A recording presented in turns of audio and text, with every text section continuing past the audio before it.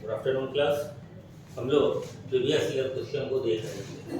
तो previous year question को देखने की प्रक्रिया में फिर से हम आते हैं अपने टॉपिक पर। और चलिए, हमारे पास जो पहला क्वेश्चन है वो क्वेश्चन क्या है कि इनमें से किसने 1857 के विद्रोह में सक्रिय भाग लिया था। ऑप्शन आपके पास है नाना साहब कानपुर से, बेगम हजरत महल लखनऊ से, मौलवी अहमदुल्लाह फैजाबाद से, बेगम जीनत महल दिल्ली से। इनमें से कोई नहीं, एक से अनेक। तो इसका जो सही आंसर होगा वह क्या हो जाएगा? इसका सही आंसर हो जाएगा में से एक से अधिक। इसलिए हो जाएगा कि नाना साहब जो है वह कानपुर से भाग ले रहे थे, कानपुर से नेतृत्व कर रहे थे।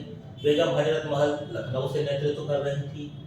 मौलवी अहमदुल्लाह जो है वह फैजाबाद से नेतृत्व कर रहे थे। और बेगम जीनत महल जो कि बहादुर शाह जफर की पत्नी थी, बहादुर शाह जफर की पत्नी थी। यहाँ पर बहादुर शाह जफर का नाम होना चाहिए था, लेकिन अगर जीनत महल भी है तो बीपीएससी ने इसको बहादुर शाह जफर के कॉन्टेक्स्ट में ही लिया है। और इसका सही आंसर जो लिया है वह लिया है ई। यानी कि ये जो सभी थे, इन सभी ने 1857 के विद्रोह में सक्रिय भाग लिया था। अगला क्वेश्चन हमारे पास है कि किस अधिनियम के बारे में जवाहरलाल नेहरू ने कहा था कि हमें एक ऐसी कार दी गई है जिसमें सब ब्रेक थे किंतु इंजन नहीं था। यह कौन सा अधिनियम था? तो यह जो अधिनियम था आपका, यह अधिनियम था 1935 का अधिनियम। 1935 का जो भारत सरकार अधिनियम था, इसी अधिनियम को जवाहरलाल नेहरू ने इस अधिनियम को दास्ता का अधिकार पत्र भी कहा था। दास्ता का अधिकार पत्र कहा था किसको? तो 1935 के अधिनियम। अब देखिए, यहाँ पर आपके पास 4 अधिनियम है, 1958 का, 1909 का, 1919 का और 1935 का। तो इन चारों अधिनियम की जो कुछ मुख्य बातें हैं, जरा उसको देख लीजिए, उसको जरा समझिए। सबसे पहले अगर हम बात करें 1858 के अधिनियम की, तो आपको पता होगा कि यही वो अधिनियम है जब कंपनी से शासन लेकर के भारत का जो शासन है वह सीधा कहाँ आ गया था? तो वह शासन क्राउन के अधीन आ गया था। भारत का जो शासन है वह सीधा क्राउन के अधीन आ गया था। इसी अधिनियम में गवर्नर जनरल जो है, गवर्नर जनरल का नाम बदल करके वायसराय कर दिया गया। और लॉर्ड कैनिंग जो है वह भारत के पहले वायसराय बन गए थे। लॉर्ड कैनिंग भारत के पहले वायसराय बने। किस अधिनियम से? तो 1858 के अधिनियम से। इसी 1858 के अधिनियम में, इसी 1818 के अधिनियम से क्या किया गया? अभी तक जो कंपनी का नियंत्रण किसके पास था? तो बोर्ड ऑफ कंट्रोल और उसके साथ साथ court of directors, board of control और कोर्ट ऑफ डायरेक्टर्स, इन दोनों को समाप्त कर दिया गया और उसके जगह पर भारत सचिव नाम का एक नया पद सृजित कर दिया गया। भारत सचिव नाम का एक नया पद सृजित कर दिया गया और भारत का जो शासन है वह सीधा क्राउन के अधीन आ गया, यानी कि ब्रिटिश सम्राट के अधीन आ गया। तो यह 1858 के विषय में कुछ महत्वपूर्ण बात था। अब जब हम आगे देखें, अगला अधिनियम हमारे पास था 1909 का अधिनियम। इस अधिनियम को हम मार्ले मिंटो सुधार अधिनियम के नाम से भी जानते हैं। मार्ले मिंटो सुधार, इस नाम से भी हम इस अधिनियम को जानते हैं। इस अधिनियम का जो सबसे खास, सबसे विवादास्पद मुद्दा था वह यह था कि इस अधिनियम में मुसलमानों को पृथक निर्वाचक मंडल मिल गया। इस अधिनियम में मुसलमानों को पृथक निर्वाचक मंडल दे दिया गया। इस अधिनियम में मुस्लिमों को पृथक निर्वाचक मंडल की व्यवस्था दे दी गई। फिर जब हम बात करें 1919 के अधिनियम की, जिसको कि हम मॉन्टेग्यू चेम्सफोर्ड अधिनियम के नाम से भी जानते हैं। मॉन्टेग्यू चेम्सफोर्ड अधिनियम के भी नाम से जानते हैं। तो इसमें क्या किया गया कि इसमें यह जो पृथक निर्वाचक मंडल की व्यवस्था सिर्फ मुसलमानों के लिए थी, तो 1919 में इसको बढ़ा करके सिखों को दे दिया गया, भारतीय ईसाइयों को दे दिया गया, और उसके साथ साथ भारतीय ईसाइयों के साथ साथ आंग्ल भारतीय जो थे उनको भी पृथक निर्वाचक मंडल की व्यवस्था दे दी गई। इसके बाद प्रांतों में जो है वह द्वैध शासन लगा दिया गया। किसके द्वारा? तो 1919 के अधिनियम के द्वारा प्रांत में भी द्वैध शासन व्यवस्था लागू कर दी गई। उसके साथ साथ प्रत्यक्ष निर्वाचन का जो प्रारंभ हुआ, प्रत्यक्ष निर्वाचन का जो शुरुआत हुआ वह कहां से हुआ? तो 1919 के अधिनियम से हुआ। ठीक है। फिर हमारे पास जो अगला अधिनियम है वह है 1935 का अधिनियम। तो यह जो 1935 का अधिनियम है, इसमें पहली बार भारत में संघात्मक सरकार व्यवस्था करने का प्रयास किया गया, संघात्मक सरकार स्थापित करने का प्रयास किया गया। इसके बाद इस अधिनियम ने क्या किया कि राज्यों में जो द्वैध शासन लगा था उसको समाप्त कर दिया और केंद्रीय स्तर पर द्वैध शासन लगाया गया। केंद्रीय स्तर पर द्वैध शासन की व्यवस्था जो है वह इस अधिनियम से की गई। उसके बाद आज भी जो हमारा भारत का संविधान है उसका एक बहुत बड़ा भाग 1935 के अधिनियम से लिया गया है। तो संविधान का यह बहुत बड़ा भाग आज भी संविधान में है। 1935 का जो अधिनियम है वह भारतीय संविधान का एक बहुत बड़ा भाग है। इसी अधिनियम के तहत बर्मा को भारत से अलग कर दिया गया।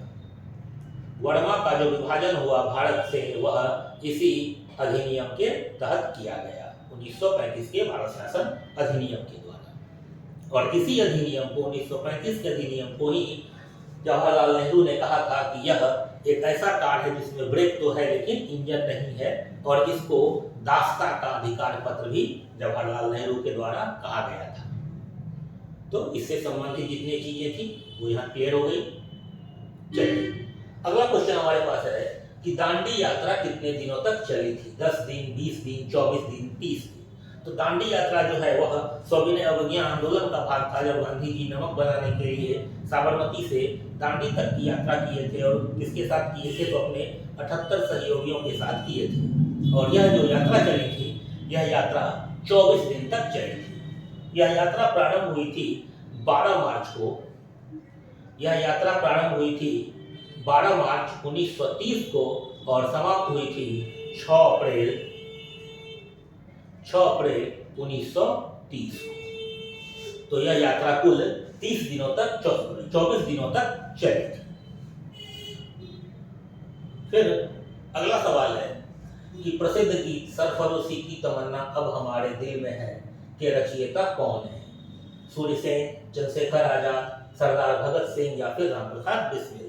तो इसका जो जवाब होगा वह हो जाएगा ई, क्योंकि सरफरोशी की तमन्ना अब हमारे दिल में है, इसके जो रचयिता है उसका नाम है बिस्मिल अजीमाबादी।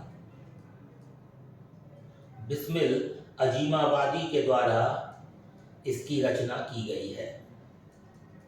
तो इसका जो आंसर हो जाएगा वह हो जाएगा इनमें से कोई नहीं, क्योंकि इसके रचयिता कौन है?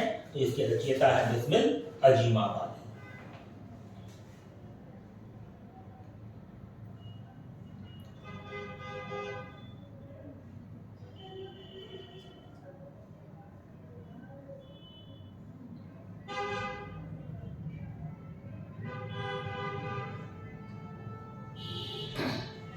चलिए अगला सवाल है कि बंगाल विभाजन के प्रत्याघात के रूप में कौन सा आंदोलन शुरू हुआ था? प्रत्याघात मतलब उसके विरोध में। तो सवाल है कि बंगाल विभाजन के विरोध के रूप में कौन सा आंदोलन शुरू हुआ था? असहयोग आंदोलन, सविनय अवज्ञा आंदोलन, स्वदेशी आंदोलन या फिर पूर्ण स्वराज आंदोलन? तो आपको पता होगा कि बंगाल विभाजन के विरोध में जो आंदोलन शुरू हुआ था वह आंदोलन क्या था? तो वह आंदोलन था स्वदेशी आंदोलन। अब इस स्वदेशी आंदोलन से संबंधित कुछ चीजों को देख लीजिए। यह जो स्वदेशी आंदोलन है यह क्यों शुरू हुआ था? तो यह शुरू हुआ बंगाल विभाजन के विरोध में, और बंगाल विभाजन की जो घोषणा की गई थी वह की गई थी 20 जुलाई 1905 को बंगाल विभाजन की घोषणा की गई थी। इस समय भारत के जो वायसराय थे वो कौन थे? तो वो थे लॉर्ड कर्जन। फिर 7 अगस्त 1905 को स्वदेशी आंदोलन का प्रस्ताव पारित हो गया। स्वदेशी आंदोलन का जो प्रस्ताव है वह पारित हो गया और 16 अक्टूबर 1905 को बंगाल विभाजन जो है वह प्रभावी हो गया। ये तीनों डेट याद रखिएगा कि 20 जुलाई को बंगाल विभाजन की घोषणा की गई थी, 7 अगस्त को स्वदेशी आंदोलन पारित हुआ और 16 अक्टूबर को बंगाल विभाजन जो है यह प्रभावी हो गया, लागू हो गया। उसके बाद जब 1905 का कांग्रेस का अधिवेशन होता है तो 1905 के इस अधिवेशन में इस आंदोलन को, स्वदेशी आंदोलन को मान्यता दे दी जाती है, स्वदेशी आंदोलन का इसमें समर्थन किया जाता है। और कांग्रेस का जो 1905 का अधिवेशन होता है वह अधिवेशन होता है बनारस में और इस अधिवेशन के जो अध्यक्ष होते हैं वो होते हैं गोपाल कृष्ण गोखले। गोपाल कृष्ण गोखले इस 1905 के बनारस अधिवेशन के कांग्रेस के अध्यक्ष होते हैं। तो इस आंदोलन से संबंधित कुछ चीजें आपको याद रखनी चाहिए। चलिए अगला सवाल हमारे पास है कि इनमें से 1945-46 में दिल्ली में हुए आईएनए के मुकदमों के पक्ष में पेश हुए वकील थे। 1945-46 में दिल्ली में जो आजाद हिंद फौज मुकदमा हुआ था तो उसके पक्ष में कौन से वकील पेश हुए थे? तो उसके पक्ष में जो वकील पेश हुए थे उनका नाम था भूलाभाई देसाई। भूलाभाई देसाई ने वकीलों के एक ग्रुप का नेतृत्व किया था। तो अब इस आईएनए से संबंधित कुछ चीजों को आप जानते हैं। यह जो आईएनए मुकदमा है इसको हम लाल किला मुकदमा के नाम से भी जानते हैं। इसको हम लाल किला केस या फिर लाल किला मुकदमा के नाम से भी जानते हैं। क्यों? क्योंकि यह जो मुकदमा चलाया गया था यह लाल किला पर चलाया गया था। यह मुकदमा चलाया गया था 3 व्यक्तियों पर। उनके नाम थे सरदार गुरुबख्श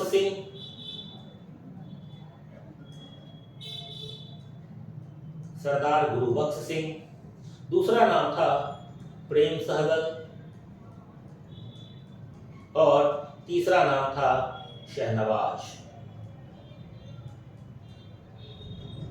अंग्रेजों ने ये बहुत बड़ी गलती की कि भारत में सिख, हिंदू और मुस्लिम 3 बहुसंख्यक कम्युनिटी को टारगेट कर लिया। ये लोग आईएनए के सिपाही थे और इन पर खुले में लाल किला पर मुकदमा चलाया जा रहा था।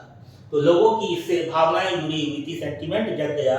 तो इनको बचाने के लिए, इनका समर्थन करने के लिए भूलाभाई देसाई के नेतृत्व में कुछ महत्वपूर्ण वकीलों ने इनका साथ दिया और उस महत्वपूर्ण वकीलों में थे तेज बहादुर सप्रू, काटजू और जवाहरलाल नेहरू। तो ये सारे लोगों ने भी भूलाभाई देसाई के साथ इस केस में बहस किया और कांग्रेस ने इस केस के लिए एक जांच समिति बनाई थी। उसका नाम रखा गया था आजाद हिंद फौज। उसका नाम था आजाद हिंद फौज राहत तथा जांच समिति। आजाद हिंद फौज राहत तथा जांच समिति, यह समिति कांग्रेस के द्वारा बनाई गई थी और इस लाल किला केस में पैरवी करने का प्रयास किया गया। और पैरवी किसने किया था? भूलाभाई देसाई के नेतृत्व में तेज बहादुर सप्रू ने, काटजू ने और जवाहरलाल नेहरू जैसे बड़े बड़े वकीलों ने इस केस में आकर के बहस किया था। तो ये आईएनए मुकदमे से संबंधित कुछ चीजें थी जो आपको जानकारी होनी चाहिए। चलिए अगला सवाल हमारे पास है कि मैडम कामा ने भारत के त्रिरंगी स्वतंत्रता ध्वज को कहां फहराया था? तो मैडम कामा जो भारत का ध्वज फहराई थी वह फहराई थी जर्मनी के स्टुटगार्ड में। जर्मनी के स्टुटगार्ड में जो अंतर्राष्ट्रीय कांग्रेस का सम्मेलन हुआ था तो उसमें मैडम कामा ने यह झंडा फहराया था। मैडम कामा को क्रांतिकारियों की मां भी कहा जाता है।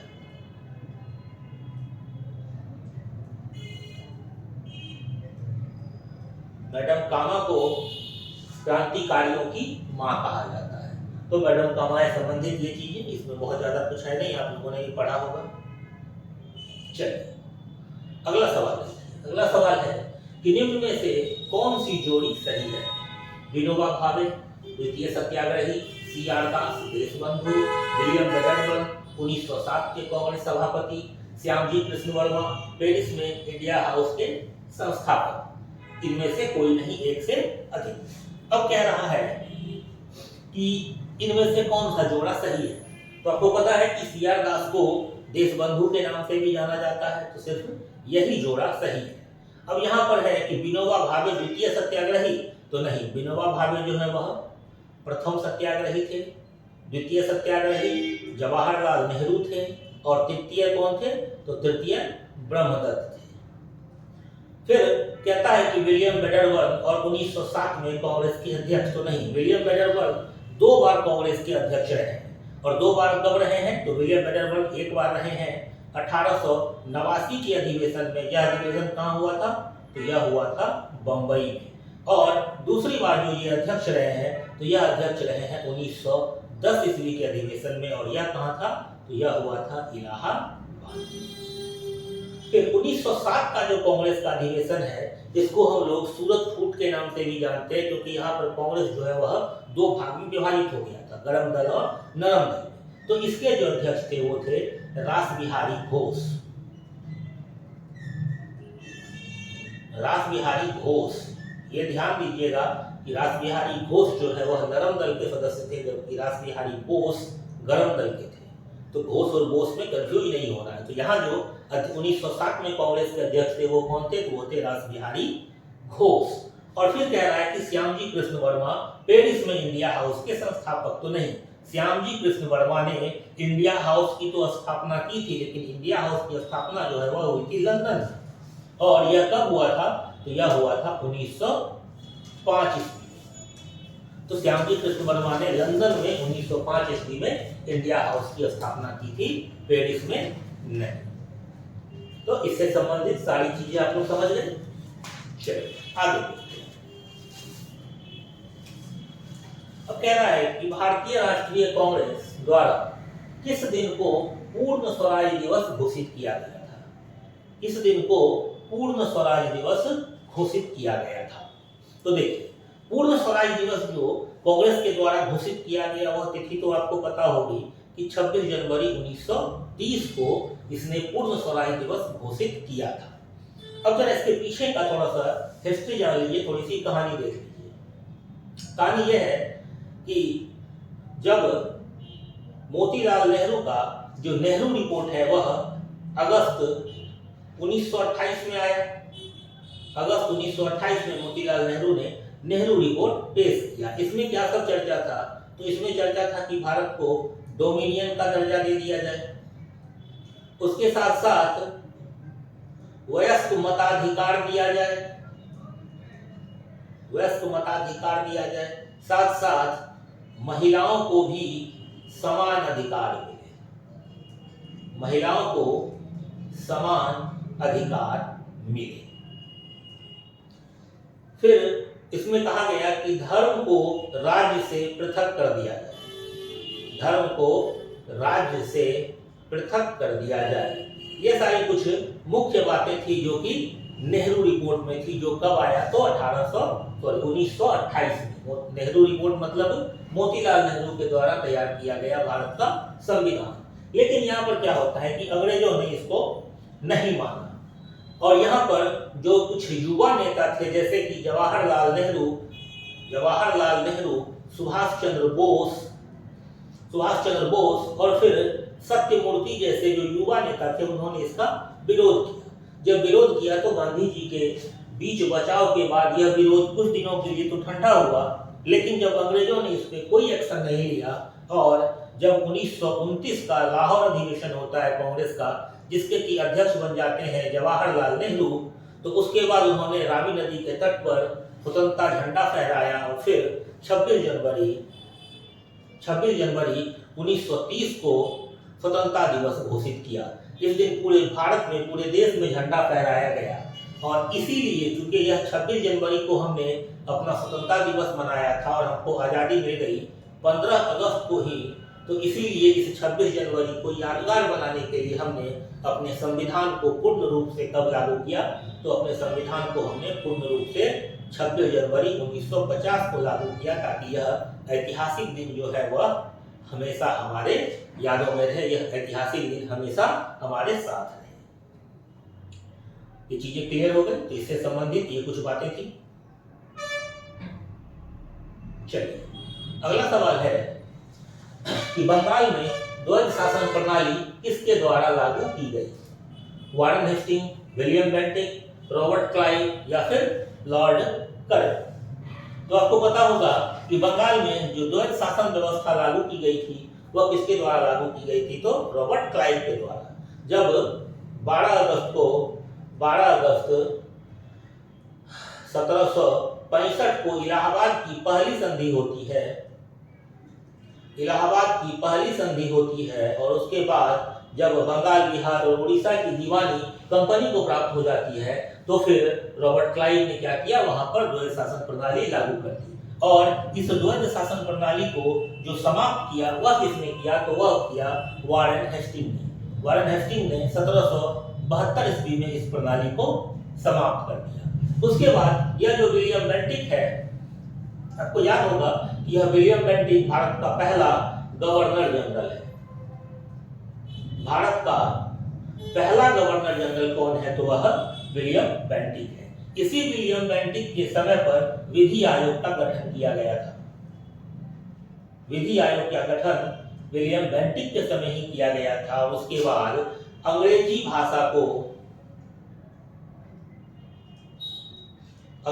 भाषा को उच्च शिक्षा का माध्यम जो बनाया गया था, तो वह इसी विलियम बेंटिक के समय किया गया था। और विलियम बेंटिक के समय में ही कुप्रशासन का आरोप लगा करके मैसूर,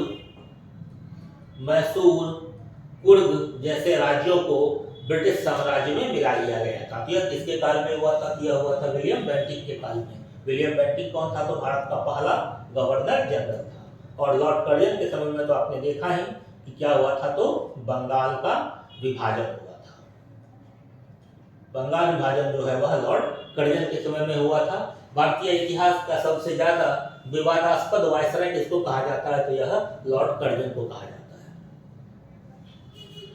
ठीक है, चलिए आगे बढ़े।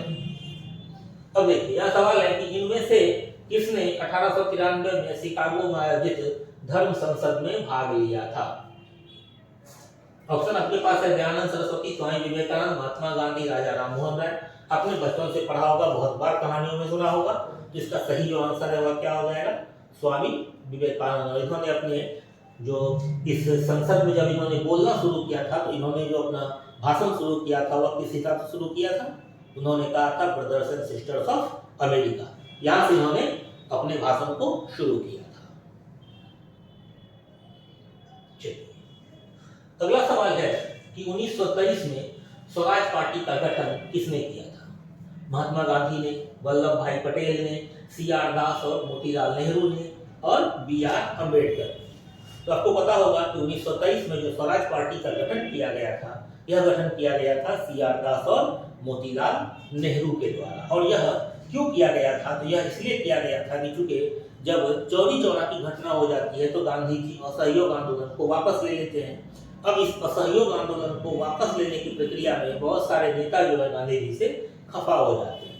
इसी बीच CR दास और मोतीलाल नेहरू चाहते हैं कि अब हम लोग व्यवस्थापिका सभा में जाएं, चुन करके, यानी कि चुनाव में भाग लें, व्यवस्थापिका सभा में जाएं और वहां पर सरकार के कामकाज में बाधा उत्पन्न करें ताकि हमको जल्दी से आजादी मिल जाए। तो इसका जो सही जवाब हो जाएगा वह हो जाएगा ऑप्शन सी, CR दास और मोतीलाल नेहरू।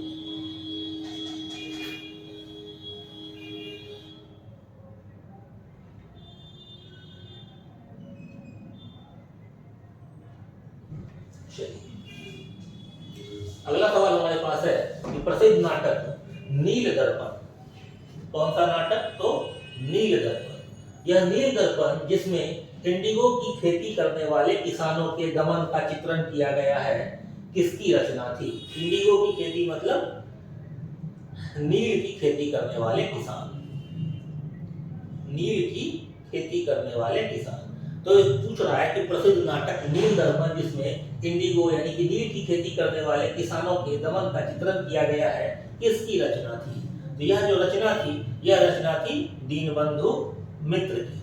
और दीनबंधु मित्र ने यह जो अपना नाटक लिखा था नील दर्पण, तो यह किस पर लिखा था? तो यह नील दर्पण जो है यह नील विद्रोह पर लिखा था। नील विद्रोह बंगाल में हुआ था और यह कब हुआ था? तो यह हुआ था 1859 ईस्वी में। यह वहां के नील के किसानों पर लिखी गई नाटक थी, लिखी गई रचना थी। और इस नील विद्रोह जो हुआ, उस नील विद्रोह का जो प्रमुख नेता था वह कौन था? तो वह था दिगंबर विश्वास, दिगंबर विश्वास और विष्णु विश्वास। यह जो नील विद्रोह हुआ था 1859 ईस्वी में, उसी पर आधारित यह रचना है नील दर्पण। और इस नील विद्रोह के जो अगुआ थे, जो नेता थे, वह कौन थे? तो दिगंबर विश्वास और विष्णु विश्वास। चलिए अगला क्वेश्चन हमारे पास है कि 1760 का प्रसिद्ध वंडीवास का युद्ध अंग्रेजों के द्वारा किसके खिलाफ लड़ा गया था? फ्रांसीसी, स्पेन, मैसूर या फिर कर्नाटक? तो आपको पता होगा कि बंडीवास का जो युद्ध है, इस युद्ध के बाद फ्रांसीसी सत्ता भारत से समाप्त हो गई। तो अंग्रेजों ने जो यह युद्ध लड़ा था, यह फ्रांस के खिलाफ लड़ा था, क्योंकि इसी युद्ध के बाद